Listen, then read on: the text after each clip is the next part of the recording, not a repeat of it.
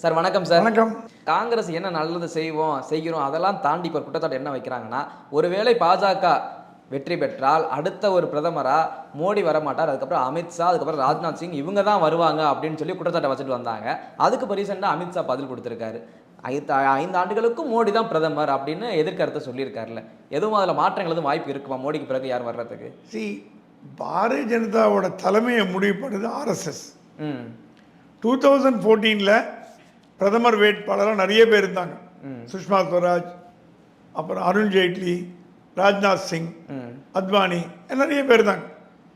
அப்போ மோகன் பாபு சொன்னார், இல்லை எங்களுக்கு வந்து ஒரு நல்ல நிர்வாகத்தை கொடுக்கக்கூடிய முதலமைச்சர். அப்போ கூட சிவராஜ் சிங் சௌஹான் கூட பேர் வந்தது. சிவராஜ் சிங் சௌஹான் நல்ல முதலமைச்சராக தான் வந்தது.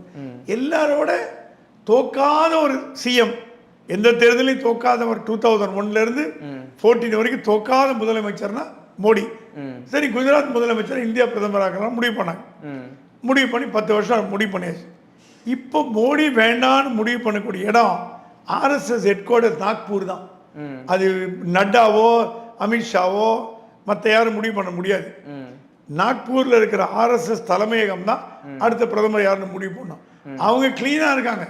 மோடியால தான் பாரதிய ஜனதா கட்சி ஆட்சிக்கு வர முடியும். மோடி இல்லாமல் பாரதிய ஜனதா கட்சி ஆட்சிக்கு வர முடியாது. இப்போ நீங்களே யோசிச்சு பாருங்க, தமிழ்நாட்டில் மோடிக்கோசரம் ஓட்டு போடுவாங்க, ராஜ்நாத் சிங் கோசரம், அமித்ஷா கோசரம் யாராவது ஓட்டு போடுவாங்களா? நட்டா கோசரம் ஓட்டு போடுவாங்களா? நட்டா மீட்டிங் 20 பேர் கூட வரல.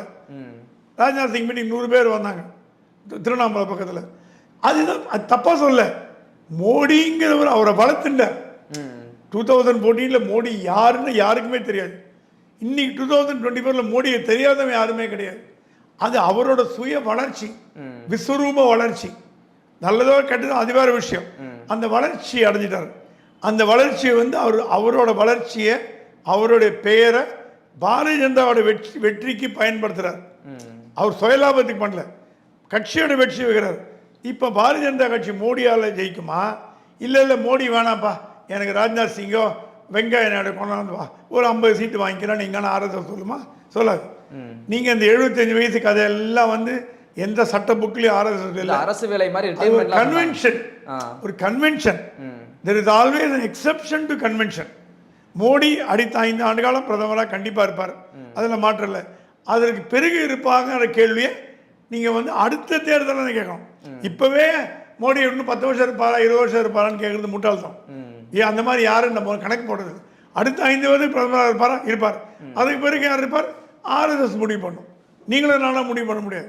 மக்கள் முடிவு பண்ணுவாங்க, கட்சி முடிவு பண்ணும், ஆர்எஸ்எஸ் முடிவு பண்ணும். அவங்க அதை எம்பிக்கள் ஏற்றுட்டு ஓட்டு போடுவாங்க. ஆனால் ஆர்எஸ்எஸ் என்ன முடிவோ அதுதான் பிஜேபியில் ஃபைனல். இப்போ ஆர்எஸ்எஸ் சொல்லிடுச்சு மோடியை மாற்ற வேண்டிய அவசியம் இல்லை, மோடி தலைமையில் தான் 24 தேர்தல் சந்திக்கிறோம், 29 வரைக்கும் மோடி தான் பிரைம் மினிஸ்டர் அப்படின்னு ஆர்எஸ்எஸ் சொல்லியாச்சு. அதுக்கு மேலே வேற எங்க பேச்சு இருக்கு? அவங்க உறுதியா இருக்காங்க. ஆர்எஸ்எஸ் தான் கண்ட்ரோலிங் பாடி. பிஜேபி இப்போ மோடி கண்டு தலைவனுங்கிற ஒரே தலைவர் மோகன் பகவத் தான்.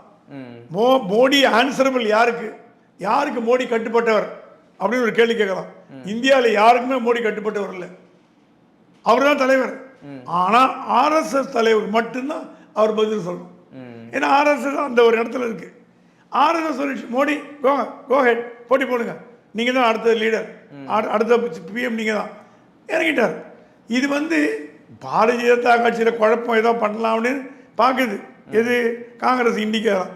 முதல்ல அவங்க கூட்டணியில் யார் பிரதமர் முடிவு பண்ணிட்டு அப்புறம் பிஜேபிக்கு வாங்க. முதல்ல நீங்கள் உங்கள் சைடில் சரி பண்ணுங்க, க்ளீன் பண்ணுங்க, பெருக்கி சுத்தம் பண்ணிட்டு க்ளீன் பண்ணிட்டு அப்புறம் இந்த குப்பையை வந்து பாருங்க அப்படின்னு தான் சொல்ல தோணுது.